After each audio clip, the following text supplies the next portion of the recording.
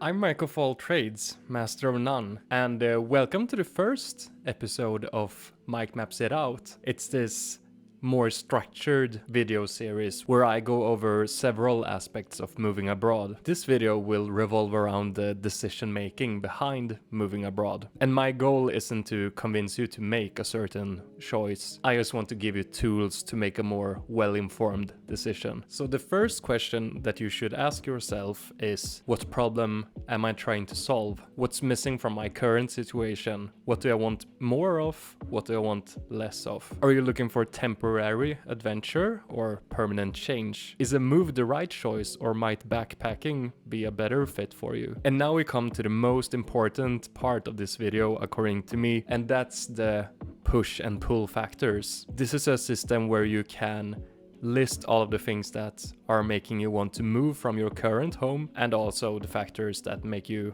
want to move to another specific place. And as you can see on screen right now, here are some examples of push and pull factors. And the first step for you is to write down all of the factors that are specific to you. The ratio of your push and pull factors might indicate if you're running from your current situation or towards something specific. So let's take me for example. My push factors include a toxic workplace, stagnation, and a cultural mismatch. While my pull factors include things like a bigger job market, adventure, a clean slate, and a culture and language that I'm interested in. So while there are some pretty heavy push factors, there are also more than enough pull factors that steer me in a certain direction, not just as far away from here as possible. I also want to lift something that I haven't seen a lot of, and that's the alternative to move inside your own country if possible, because some factors can be solved even better inside of your own borders. For example, if you live in a large city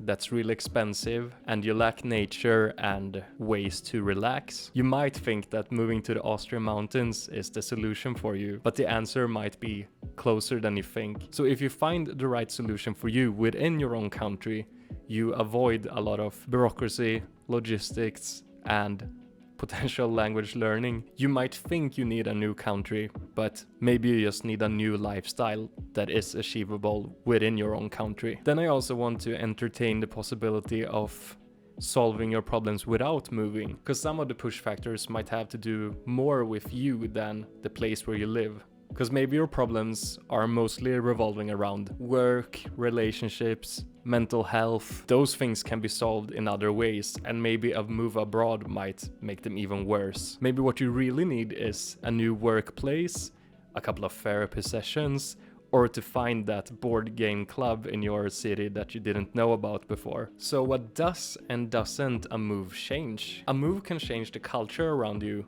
the social dynamics and opportunities in different fields, but it won't by default change your habits, mindset, and social life. Maybe you're thinking that as soon as I move abroad, I will see things in a more positive light, stop procrastinating, build more healthy relationships, and feel more comfortable in my own skin. But that comes from working with yourself. Problems that you had before the move are very likely to stick with you, especially if they're related to your character. And now we come to the envisionment phase. Now I want you to think about what a normal day would look like in that new place.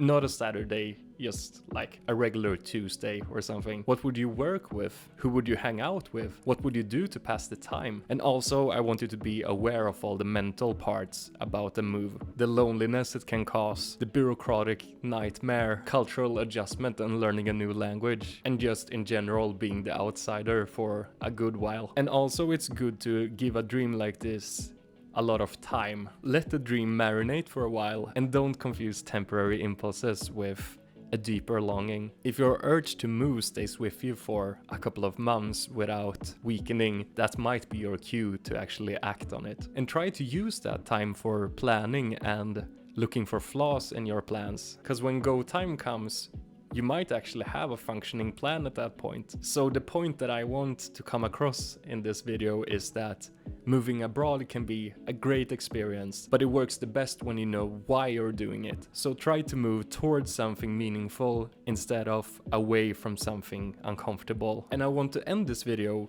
by asking you a question. Are you moving towards or away from something? Share your thoughts in the comments, and don't be afraid to mention other aspects that I might have missed. But that's it for this time. Goodbye.